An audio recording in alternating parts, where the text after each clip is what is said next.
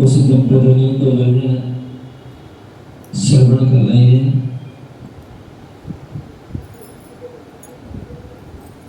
गौतम स्वामी हुए, भगवान महावीर स्वामी के मुख्य कंदर हुए और गौतम ब्रह्मण ने जो है श्रवण और श्रावक, श्रवण और श्रावक ये दोनों के जो है जो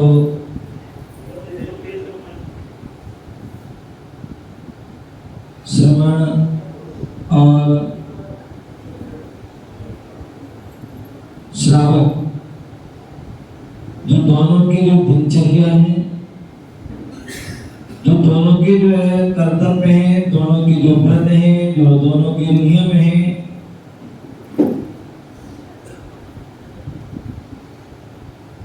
उनमें जो किसी प्रकार का जो दोष लगता है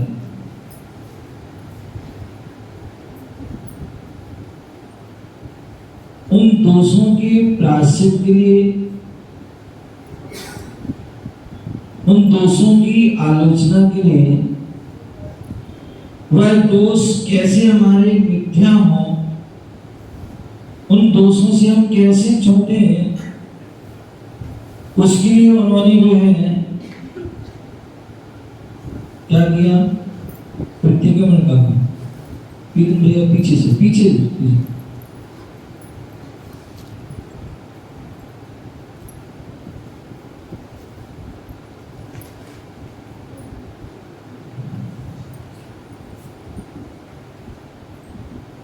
दोनों श्रावण और साधु के दिनचर्या में, वृद्धों में, संयम में, चारित्र में दोष लगे, उसके लिए उन्होंने प्रतिक्रमण कहा। और ऐसा वह प्रतिक्रमण देवसिक, रात्रिक, पाक्षिक, चातुर्मासिक, एरियापद और वार्षिक और पंचवर्षीय युग प्रतिक्रमण भी, ऐसे पर प्रतिक्रमण के भेद गए। और प्रतिक्रमण में जो है सिद्ध भक्ति, प्रतिक्रमण भक्ति, वीर भक्ति, चतुर्वेद तीर्थंकर और समाधि भक्ति वो भक्ति है। और उन भक्तियों में जो वीर भक्ति है, उस वीर भक्ति में दो पंक्तियां बहुत सुंदर पंक्तियां हैं। और वो दो पंक्ति क्या है पता है? धम्मो मंगल मुक्तिठम अहिंसा संयमो तमो देवा वेदं न संते जस्य धर्मे सयामणो। बहुत सुंदर पंक्ति। और उन पंक्तियों के माध्यम से बताया गया है बोले कौन सा धर्म श्रेष्ठ है। वहां पर किसी प्रकार का कोई नाम नहीं लिया है। हमारे जो भगवान हैं, हमारे जो गुरुजन होते हैं, कहते हैं वो कैसे होते मालूम है? बोले मैं हमेशा बोलता हूँ 5 चीज होती हैं, ध्यान से सुनना। एक सरिता होती है, एक सूर्य होता है, एक सड़क होता है, एक संत होते हैं और एक समय। ये 5 कौन कौन से? सरिता, शूल और कौन सा? सरिता, शूल, सड़क और संत और समय। याद रखना, बाद में पूछा जाएगा आपसे। ये 5 चीजें होती हैं। कौन सी प्रधान जी? क्या? पहला सरिता, शूल, सड़क, संत और समय। ध्यान रखना, ये जो है पर्टिकुलर किसी के नहीं होते हैं। आप चाहो कि सरिता आपकी है तो सरिता आपकी किसी के लिए। सरिता तो हमेशा बहती रहती है, नदी जो है हमेशा बहती रहती है, प्रकृति से निकली है और अपनी प्रकृति में ही बहती। कोई उसे रोक नहीं सकता है, कोई उसे तोड़ नहीं सकता है, कोई उसे बांध नहीं सकता है। और जो बांधने का प्रयास करता है, तुम्हें पता है, कहीं बद्रीनाथ, कहीं केदारनाथ, कहीं अमरनाथ, क्या होता है वहां सारा जो है तहस नहस हो जाता है। अभी केदारनाथ में हुआ था, क्या हुआ था? उस नदी को बांधने का प्रयास किया था, नदी को रोकने का प्रयास। तो जो नदी को रोकता है तो वह जो है फिर बच नहीं पाएगा। कहते प्रकृति को छेड़ो नहीं, क्योंकि यदि तुमने प्रकृति को छेड़ा तो प्रकृति तुम्हें छोड़ेगी नहीं। प्रकृति को छेड़ोगे तो प्रकृति तुम्हें छोड़ेगी। तो इसलिए जो है बोले नदी जो है सबकी है। तालाब तुम्हारा हो सकता है, नदी तो जो है नहर तुम्हारी हो सकती है, लेकिन नदी नहीं हो सकती। नदी को रोका नहीं जा सकता है। नदी सबकी होती है, उसमें कोई भेदभाव नहीं है। ये हिंदू की है, ये मुसलमान की है, ये सिख की है, ईसाई की, जैन की, पारसी की, उसमें सभी लाभ ले सकते हैं। नदी सबकी। दूसरी सूर जो होता है वह भी किसी पर्टिकुलर व्यक्ति का नहीं होता है।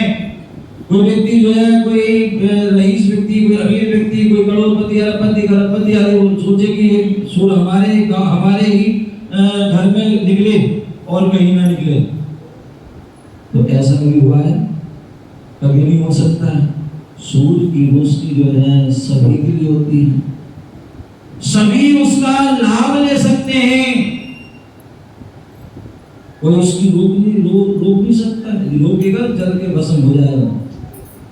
सूर्य की रोशनी को यदि कोई रोकने का प्रयास करे तो क्या होगा? जल के भस्म हो जाएगा, नष्ट हो। इसलिए सूर्य भी सबका होता है, चाहे कोई अमीर हो, चाहे कोई गरीब हो, सबका। तीसरा सड़क। जो सड़क होता है वह सड़क भी सबकी होती है। सड़क को तुम रोक नहीं सकते हो। जहाँ सार्वजनिक सड़क होती है वह सभी जा सकते हैं। हाईवे है, हाईवे सभी जाते हैं। चौराहे हैं, चौराहे पर सभी जाते हैं। उसको कोई रोक नहीं सकता, वह सभी का, सभी उसमें जो है लाभ ले सकते हैं। उसी प्रकार संत भी जो है किनके होते हैं? तो महाराज किसके? हमारे हैं। यानी संत जो है जन जन के होते हैं, प्राणी मात्र के होते हैं। और मुझे खुशी है कि मुझे दर्शन करने के भाव हुए थे। मैंने वीरेंद्र भैया से कहा कि भाई मंडी के दर्शन करने के भाव है। वहीं जो है आपके मंडी के भाई अशोक जी आदि थे, उन्होंने कहा बहुत अच्छी बात है महाराज जी। मैंने तो जो उनको उंगली पकड़ाई तो उन्होंने पूरा पहुँचा पकड़ लिया मेरा। बोले महाराज आप मंडी आएंगे फिर तो हम बिना प्रवचन के नहीं आएंगे। फिर एक भाई थे कौन, जो महाराज मंडी जाओगे तो आप जो है बिना आहार के भी कोई आता है जो ऐसे जाएगा भूखा प्यासा जाएगा, नहीं जा सकता। तो संत जाए, ऐसा नहीं। और कल मुझे जानकर खुशी हुई कि हमारे अशोक जी जो एसएस सभा के प्रधान हैं, जब उन्हें मालूम पड़ा कि महाराज आ रहे हैं और उपदेश हो रहे हैं, और उनकी स्वयं उन्होंने यहाँ के लोगों से कहा कि भाई ये तो गड़बड़ काम कर रहे हैं आप, बोले आपने जो महाराज को बुला रहे हो, महाराज आ रहे हैं और आपने मुझे बताया कि नहीं है, क्या मैं आपसे अलग नहीं क्या हैं? हम भी तो आपके ही अंग हैं, आपके ही भाई बंधु हैं। उन्होंने बहुत अच्छी बात है। और आज हम सभी यहाँ पर बैठे हुए हैं एक साथ। तो मैं बता रहा था, संत जो है किसी के नहीं होते हैं, संत सबके होते हैं, जन जन के संत होते हैं। सभी उस संत की, उनकी वाणी का, प्रभु की वाणी का लाभ ले सकते हैं। और अंत में जो है समय जो होता है वह भी किसका होता है? सभी का होता है। उस समय का सभी सदुपयोग कर सकते हैं और सभी उसका लाभ ले सकते हैं। तो मैं बता रहा था, उस प्रतिगुण की पंक्ति के लिए क्या लिखा है उसमें? बोले धम्मो मंगल मंगलम अहिंसा संयम तपो देवावि गुण शक्ति जसम। बोले वहां बोले धर्म कौन श्रेष्ठ है, धर्म कौन मंगलकारी है, धर्म कौन सा उत्कृष्ट है। वहां पर किसी प्रकार की, मैं बता रहा था कि जो संत होते हैं, परमात्मा होते हैं, जब भी कोई बात कहते हैं, कोई परिभाषा बोलते हैं, उसमें संकीर्ण भावना नहीं होती है, विशाल हृदय। बोले हम और हमारा नहीं, मैं और मेरा नहीं, बोले वसुधैव कुटुंबकम। क्या? वसुधैव कुटुंबकम, पूरा विश्व हमारा है। क्या है? और पूरे विश्व के भाई बंधु सब हमारे हैं। ऐसी हमारी भावना, ऐसी पवित्र भावना हमारे संतों की, गुरुओं की, परमात्मा की होती है। तो मैं बता रहा था कि वहां पर उन्होंने कहा धर्म मंगल कौन है, वहां पर कोई नाम नहीं लिया। किसी से पूछा जाए परमात्मा कौन होता है, परमात्मा का क्या लक्षण है, आपके अंदर तो संकीर्ण भावना है, आप तो अपने हिसाब से कहोगे। आपसे पूछा जाए आप अपनी बात कहोगे और सभी अपना अपनी बात कहेंगे, हमारे परमात्मा अच्छे, हमारे ये परमात्मा है। लेकिन जैन धर्म में ऐसी परिभाषा देता है जो सार्वजनिक परिभाषा होती है। किसी ने पूछा जुगल किशोर मुक्तार जी से, किसी ने पूछा जुगल किशोर मुक्तार जी से कि बताइए परमात्मा की क्या लक्षण है, परमात्मा की क्या परिभाषा, कौन परमात्मा है? बहुत सुंदर परिभाषा दी।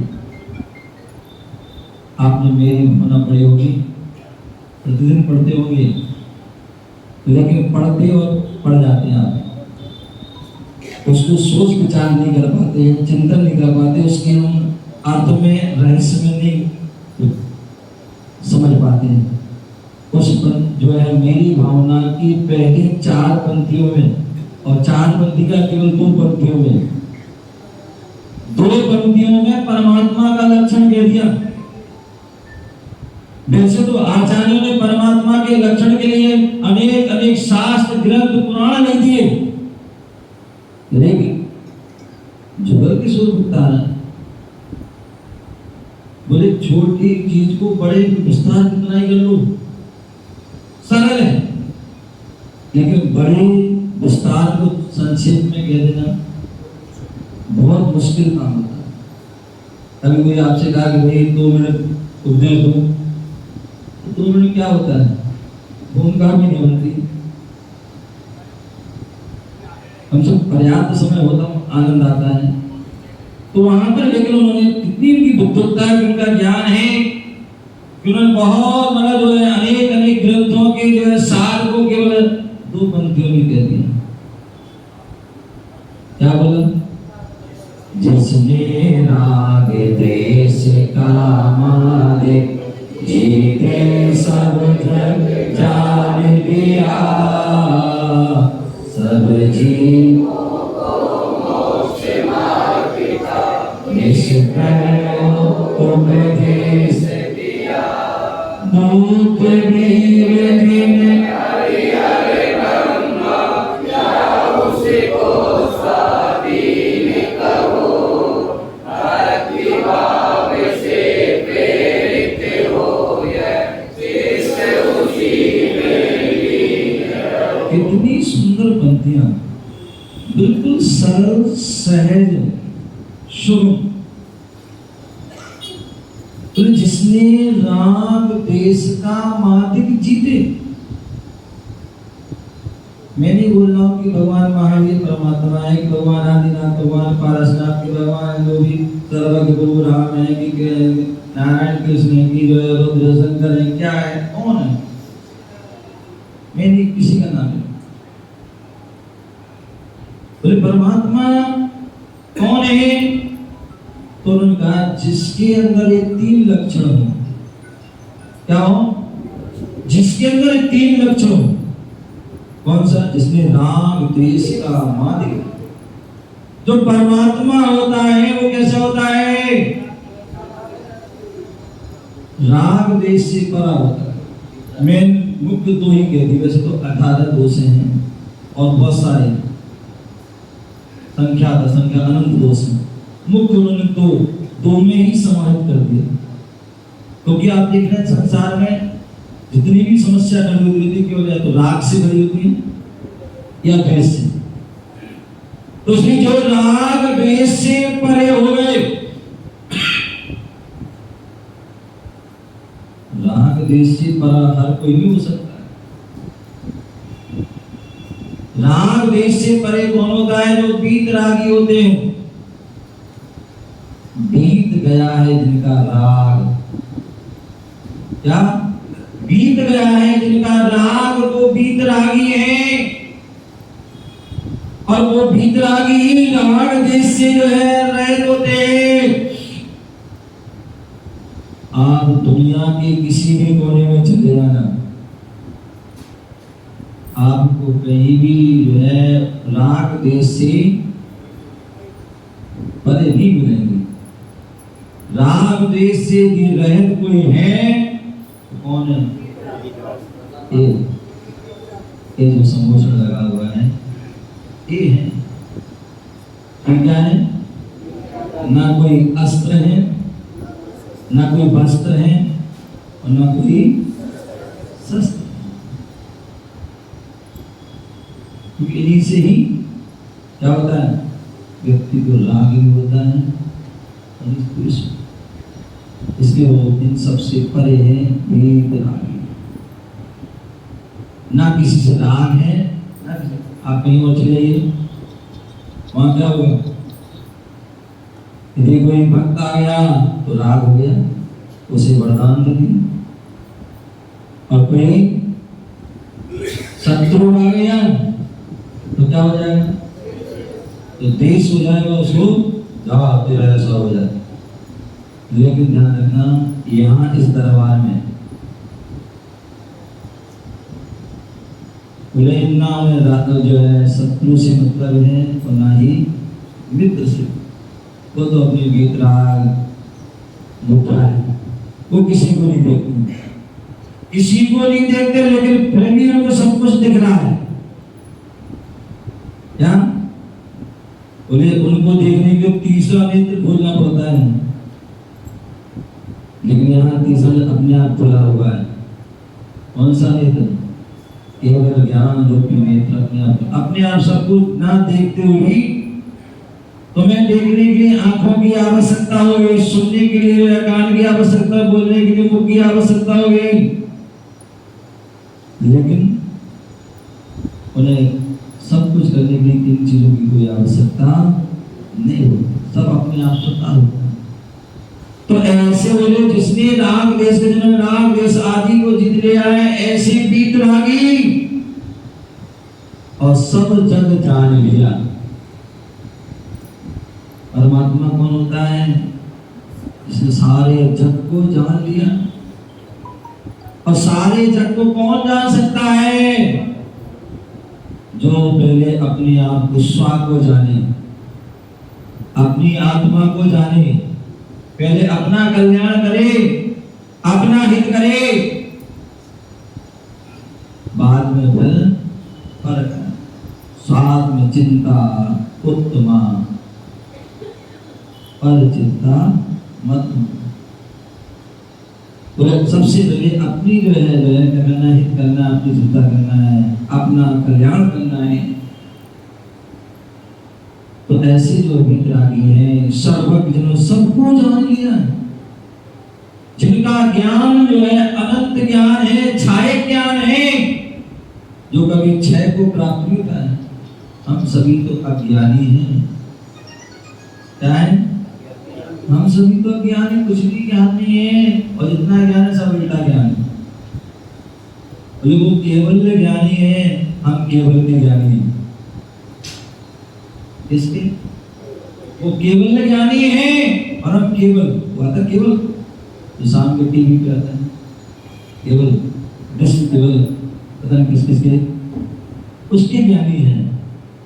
और वो केवल ज्ञानी क्या है? केवल ज्ञान में सारे जग को जानने वाले हैं, सारे विश्व के चराचर पदार्थों को जानते, लोक अलोक जो इनके ज्ञान में झलकता है। ऐसे वह सर्वज्ञ, जो सर्व के ज्ञाता है, वो सर्वज्ञ है। वितरागी दूसरे सर्वज्ञ।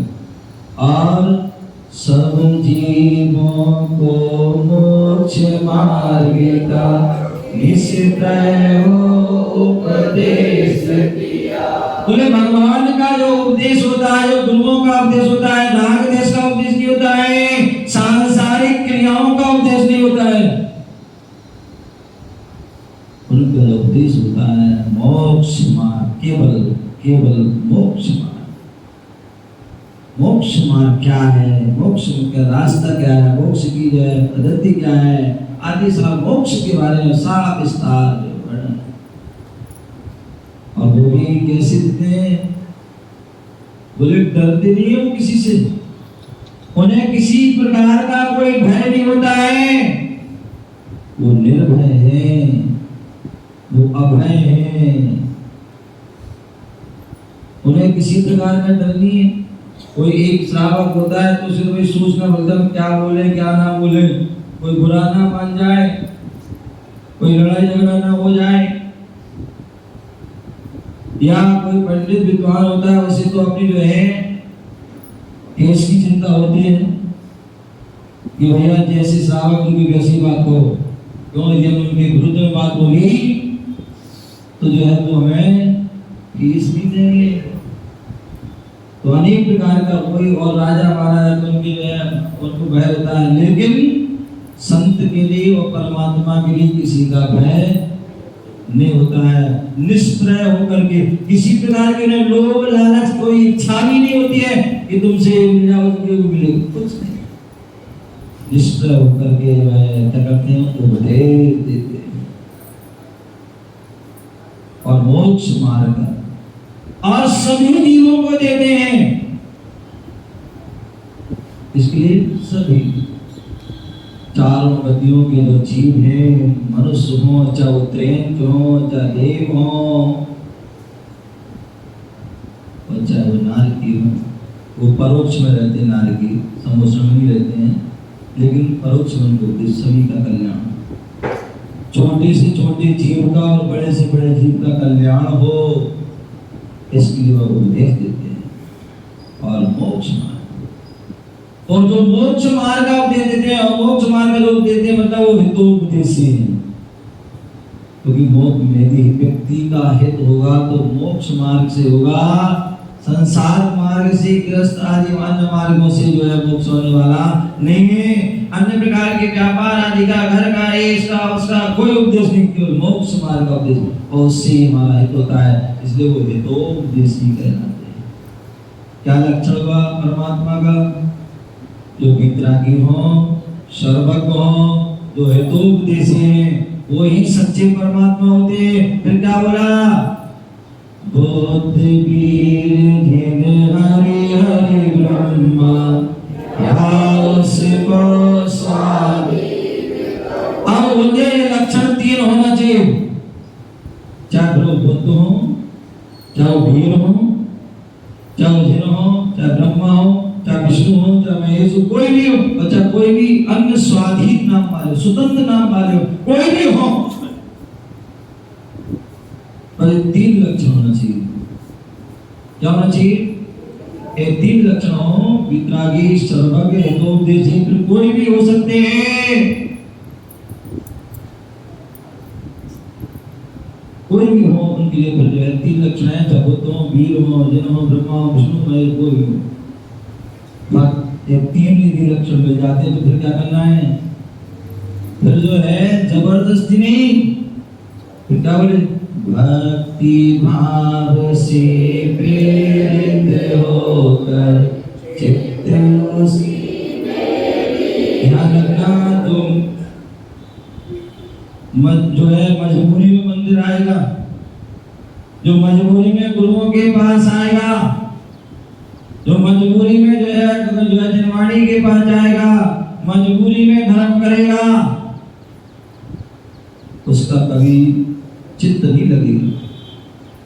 और यही कारण है बहुत से लोग कहते महाराज मंदिर आते मन नहीं लगता, दर्शन करने मन नहीं लगता, आपसी करने मन नहीं लगता, पूजा करने मन नहीं लगता, स्वाध्याय करने मन नहीं, जाप करने मन नहीं लगता, गुरुओं की वाणी सुनने मन नहीं लगता। इसका मतलब है आप जबरदस्ती में आए हैं। क्या है? कोई आए थे जबरदस्ती में? हैं? आप लोग जबरदस्ती में हैं? हाँ, तो जबरदस्ती में जो आता है उसका मन नहीं लगता है, फिर वो क्या करेगा? कहते हमारी कहावत है, मिथ्या दृष्टि जीव को जिनवाणी न सुहाए, के गूंगे के लड़बड़ के उठ घर को जाए। जिसकी दृष्टि खराब है, जिसकी सोच खराब है, ऐसे उस व्यक्ति के लिए जिनवाणी स्वाति अच्छी नहीं लगती। जबरदस्ती बताइए कब तक वो बार बार घड़ी देगा कि यहाँ से बातें करेगा, यहाँ से करेगा, वहाँ से करेगा, ये करेगा, क्यों कुछ मन नहीं करता। क्या फिर आपस में कोई कहासुनी हो जाएगी, झगड़ा हो जाएगा, या फिर चलो यार मन चलो बहुत देर उठ के चला जाए। कौन के लिए, किसके लिए, कौन करेगा? बोले जो जबरदस्ती में। बोले जैन धर्म जो है जबरदस्ती का नहीं है, जैन धर्म जो है वो जबरदस्त तरीके का है। जैन धर्म जो है मजबूरी का धर्म नहीं, जैन धर्म जो है वह मजबूती का धर्म है। ध्यान रखना, जो धर्म आदि क्रिया को मजबूरी में करता है, जबरदस्ती में करता है तो मजदूर बनता है, और जो मजबूती में करता है, जबरदस्त तरीके से करता है, वही महावीर बनता है। इसलिए हमें मजबूरी में नहीं करना, मजबूती में करना है, जबरदस्त तरीके से। तो आप बोल रहे हैं भक्ति भाव से आप मंदिर आए, भक्ति भाव से। जरूरी आप घंटों के लिए आए, आप 5 मिनट के लिए आए, इसलिए आए 5 मिनट के लिए आए, लेकिन भक्ति भाव से, प्रताड़ित होके नहीं तो अम्मा लोग अपने बच्चों से या पति देव से मतलब मंदिर जाओ, नहीं तो नाश्ता नहीं मिलेगा, नहीं तो चाय नहीं मिलेगी, दूध नहीं मिलेगा, ये नहीं मिलेगा, वो नहीं आदि। प्रताड़ित, यार तुम्हें पिटाई लगेगी, बोले प्रताड़ित होके नहीं आ रहे हैं, प्रेरित होकर क्या प्रेरित होकर आना, प्रेरित होके आओगे भक्ति भाव से, और वो भी भक्ति भाव से, जबरदस्ती। तब व्यक्ति के अंदर से भाव तो भैया हमें आज है, आज हमें मनुष्य जीवन मिला है, पल का भरोसा नहीं, कल का भरोसा नहीं है, तो आज विलायत क्यों ना है, आज भगवान का शुक्रिया अदा करें और वहां जाकर मस्तक टेकें कि आज के आपकी कृपा से, आपकी अनुकंपा से आज का मुझे जीवन मिला है, तो क्यों ना कुछ अच्छे का। तो इसलिए भक्ति भाव से, और जो भक्ति भाव से प्रेम होता है उसका एक चित्त में मन लग जाता है। प्रभा घंटों में मंदिर में बैठे घंटों बातें सुनेगा, घंटों जाप भी कर लेगा, तो भी अन्यथा एक सामायिक में भी व्यक्ति को कैसा लगता है पता नहीं क्या हो रहा है, कितनी कब समय पूरा हो, कब समय बार बार, और पता नहीं उस सामायिक में क्या क्या कर लेता है व्यक्ति जब मन नहीं लगता है।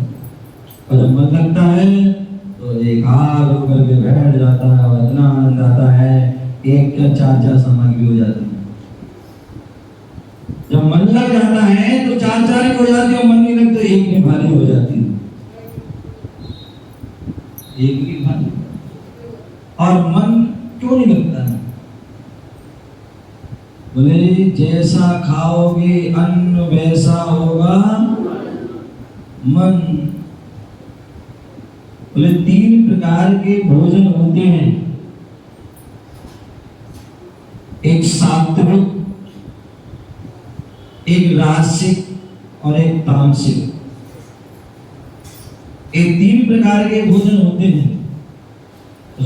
जो सात्विक हो जाता है होता है जो सादा जीव भोजन होता है, जो संत ऋषि मुनि त्यागी वृत्ति धर्मात्मा जीव भोजन करते हैं, वो कौन सा करते हैं? सात्विक भोजन करते हैं, सादा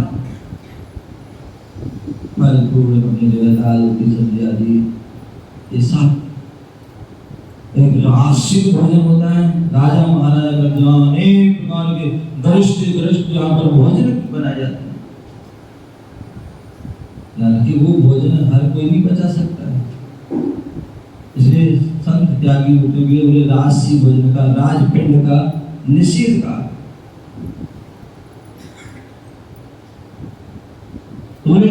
राजसी भोजन होता है वो राजा महाराजा जिन्हें अनेक प्रकार की व्यवस्थाएं, अनेक प्रकार के युद्ध आदि लड़ना पड़ते हैं, वो राज। और एक तामसिक भोजन होता है, जहाँ पर जो तामसिक भोजन में जहाँ अनेक प्रकार की कोई विवेक नहीं रहता, क्या खाना क्या नहीं खाना। व्यक्ति जो है मांसाहार भोजन कर रहा है, शराब आदि सेवन कर रहा है, अंडे आदि सेवन कर रहा है, और भी लहसुन प्याज जमीन आदि वस्तुओं का त्याग कर रहा है, अभक्ष्य वस्तुओं का सेवन कर रहा है।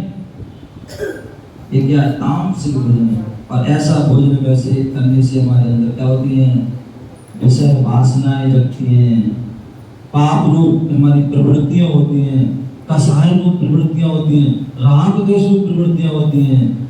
तो इसलिए हमें यदि अपनी भगवान की भक्ति में और अपनी आत्मा में, परमात्मा में या अपने महात्मा में अपने मन को लगाना है तो सात्विक भोजन करना। ऐसा करना सात्विक भोजन जैसा हमारे संत जन करते हैं, जहाँ सात्विक भोजन ना किसी प्रकार का कोई जमीन ना जो है कोई जो मांसाहार आदि भोजन, ना कोई लहसुन प्याज आदि, इन्हीं प्रकार की वस्तुओं का है सात्विक भोजन। दाल सब्जी दल फल आदि दूध आदि जो प्रकृति ने दिए ऐसी वस्तुओं को सेवन करते हैं और साधना में।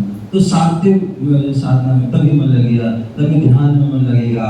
अन्यथा बोले माला तो हमारी कर्म में होगी, माला फेरत जुग गयो मरो न मन का भी, और माला तो कर में फिरे मनवा फिरे बजान। तो ऐसी होगा कि जो है मन हाथ में तो माला होगी दिखाने के लिए माला पहन रहे हैं, लेकिन हमारा मन बजा नहीं।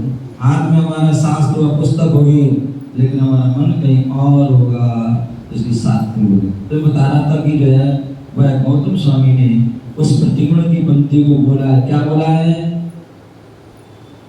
पंक्ति याद रखना, भूलिया ना, कहीं भी भटक लेना, लेकिन अपने लक्ष्य को याद रखना। वो पंक्ति क्या बोली थी? याद है? भूल गए शुरू में? हैं? क्या बोली थी? धम्मो मंगलम। तुम भूल जाओ, मैं नहीं भूला तो पता नहीं। हैं? जाओ, मैं होने नहीं दूंगा।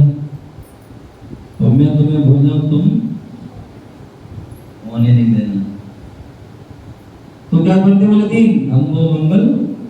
बोले कौन सा धर्म मंगल है? वहां कोई नाम नहीं बोला कि जैन है कि जो कौन है, कुछ नहीं बोला। उन्होंने तो परिभाषा दी, वही धर्म मंगलकारी हो सकता है, वही धर्म जो उत्कृष्ट हो सकता है। और अहिंसा संयमो तपो, जहां पर अहिंसा की बात, जहां हिंसा की बात हो, पूरे दुनिया में जो है धर्म के नाम पर जो है, बोले भगवान महावीर स्वामी का जन्म कब हुआ मालूम?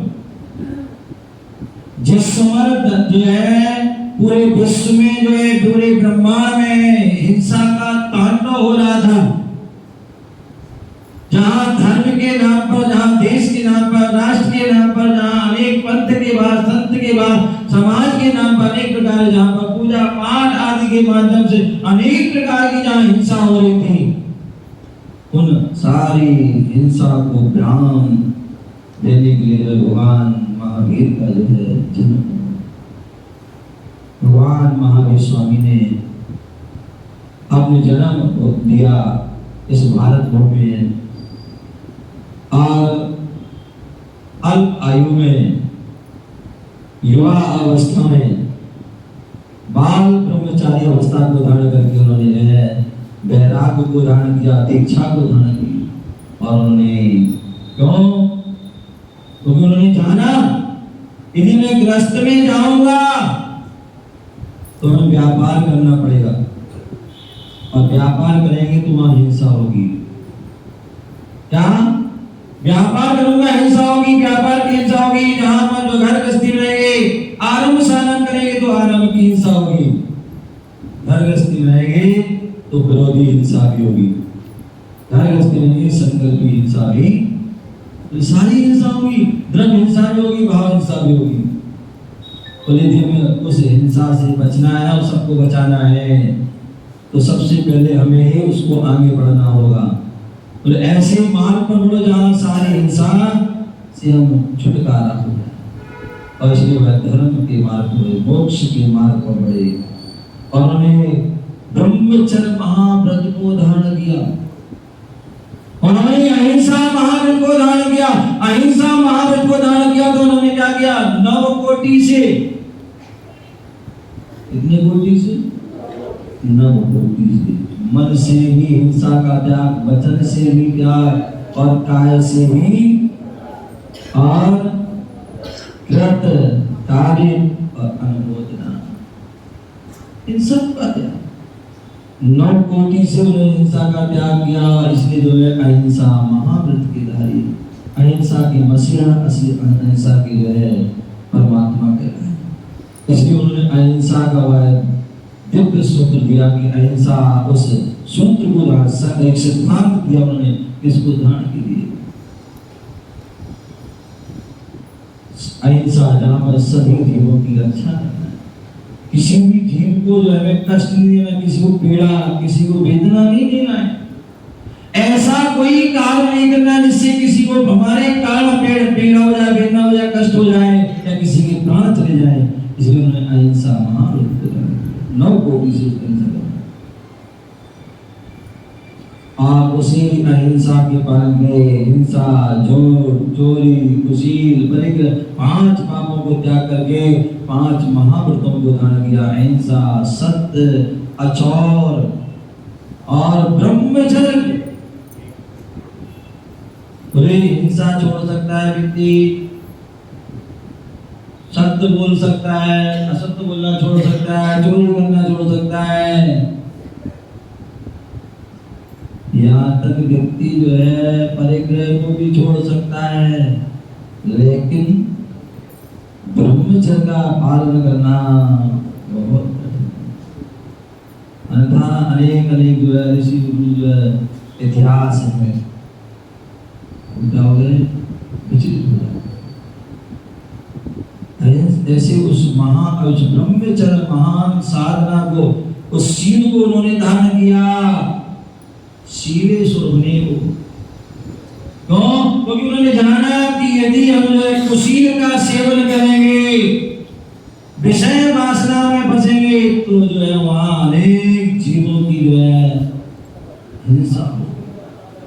एक बार जो है विषय सेवन करने से 9 लाख जीवों की हिंसा। इसलिए ब्रह्मचर्य महाव्रत को ऐसे जो है उनका अहिंसा के लिए विशेष रूप से उन्होंने उसका पालन किया। इसका अहिंसा, अहिंसा संयमो तबो, जहां पर अहिंसा आती है वहां संयम भी आ जाता है। साधु के लिए कहा है संयमी कहा जाता है, श्रावक को नहीं कहा जाता है। श्रावक को तो असंयमी कहा जाता है। श्रावक को संयमी कहा जाता है या एक देश संयम कह देते हैं, लेकिन सकल संयमी है तो साधु है, जिन्होंने इंद्रिय संयम और प्राणी संयम को रक्षा कर रहे, इंद्रियों को बस में कर लिया है। 5 इंद्रियों को, मन को बस में कर लिया है। स्पर्श रसना घ्राण चक्षु कर्म को बस में कर लिया, मन को बस में कर लिया है, और 5 स्थावर और 1 त्रस्त, ऐसे 6 काय की जीवों की रक्षा। ऐसी वह संयम, और ये संयम केवल इस जैन धर्म में ही संयम की बात की जाती है। अन्य धर्मों में तो संयम की नहीं, असंयम की बात की जाती है। तो अहिंसा, संयम, और तीसरा क्या है? तप। यदि आज पूरी दुनिया में, पूरे ब्रह्मांड में यदि जैन धर्म को जाना जाता है तो किसके लिए? तप के लिए। सर्दी, गर्मी, बरसात हो, पूरी कठोर साधना, कठोर साधना। ऐसी साधना को देखकर व्यक्ति जो थर-थर कांप जाते हैं। जो हमारे साधुजन साधना करते हैं, एक टाइम भोजन करना, खड़े होकर के भोजन करना, और अंतराय आदि का पालन करना, ये कठोर जो है साधना। पैदल विहार करना, निरंतर आदि अवस्था को प्राप्त होना, हाथों से केशों चलना, अनेक प्रकार की जो सुख सुविधाओं का त्याग देना, ये जो है बहुत बड़ी साधना है। अन्यथा व्यक्ति के पास कुछ भी नहीं होता है, झोपड़ी है टूटी फूटी, उसको भी नहीं छोड़ पाता है। और हमारे तीर्थंकर, हमारे संत जन जो है बड़े बड़े जो है क्या विभूति को, राजपान, व्यापार आदि सबको छोड़ करके बैरागपुर लाखों रुपयों की पैकेज जो होते हैं सर्विस के, सबको छोड़ करके बड़े बड़े पोस्टों पर बैठ करके जो है बड़े बड़े उद्योगपति होकर के जो है बैराग को धारण कर देते। ये जो विशेषता, तो ऐसा वह संयम, अहिंसा, जहाँ तप है, जहां पर तीनों बातें हैं, वही धर्म क्या है? मंगलकारी है। इसलिए हमारे यहाँ कितने मंगल गए हैं? बोलो कितने? 4। कौन कौन से? अरिहंता मंगलम, सिद्धा मंगलम, सारो मंगलम, केवली मंतो। बोले 4 ही मंगल है, इसके अलावा कोई मंगल नहीं कहा है। बोले जो है हमारे अनंत भगवान मंगल हैं। मंगल, जिन्होंने अपने पापों को गला दिया है। क्या कर दिया है? जिन्होंने अपने पापों को गला दिया, कर्म रूपी शत्रुओं को नष्ट कर दिया है। और जो मंगलकारी, जिन्होंने अपना मंगल कर लिया, दूसरों का भी मंगल करते हैं। इसलिए अनंत भगवान मंगल, सिद्ध भगवान मंगल, जो सिद्ध अवस्था को प्राप्त हो चुके हैं, सिद्धालय विराजमान हो चुके, जो 8 कर्मों को नष्ट, 8 गुणों को प्राप्त करते हैं। अब जो संसार में आने वाले नहीं, जो जन्म गुण और जो मृत्यु इनसे जो है क्या है, जन्म और मरण बुढ़ापा आदि महारोगों से जो है इन्हें छुटकारा होता है। ऐसे वह अनंत मंगल है, सिद्ध मंगल और तीसरे साधु मंगल। जितने भी हमारे साधु हैं वह सभी क्या है, मंगलकारी है। चाहे वो आचार्य हो, चाहे उपाध्याय हो, चाहे वो साधु, सभी मंगलकारी है। वो अपना भी मंगल कर रहे हैं और हम सभी का भी मंगल करते हैं। इसलिए कहते साधुओं का आना भी क्या होता है, क्या बोलते हो, मंगल आगमन। क्या होता है, मंगल आगमन। और जब जाते हैं तो क्या बोलते, मंगल विहार। क्यों आ रहे हैं, तो वह मंगल करने के लिए आ रहे हैं, और जा रहे हैं तो भी मंगल करने के लिए आए। इसलिए वो मंगल है। वह सब साधु जन सभी मंगल। और केवली प्रणीत जो धर्म है, जो केवली भगवान के द्वारा कहा गया है, बताया गया है, वो धर्म क्या है, मंगल। इसलिए क्या बोले, धम्मो मंगल, धर्म ही मंगल है और धर्म ही उत्तम है, उत्कृष्ट है, श्रेष्ठ है।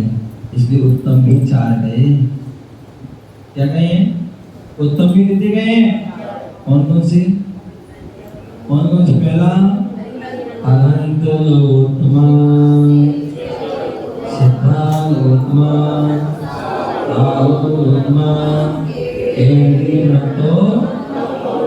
तो वहां जो है वह भी मंगल है। क्या है, ये चारों ही जो है मंगल है।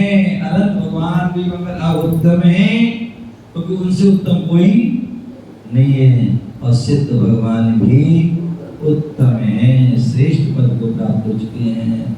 और साधु भी उत्तम है, साधुओं से उत्तम कोई नहीं होता।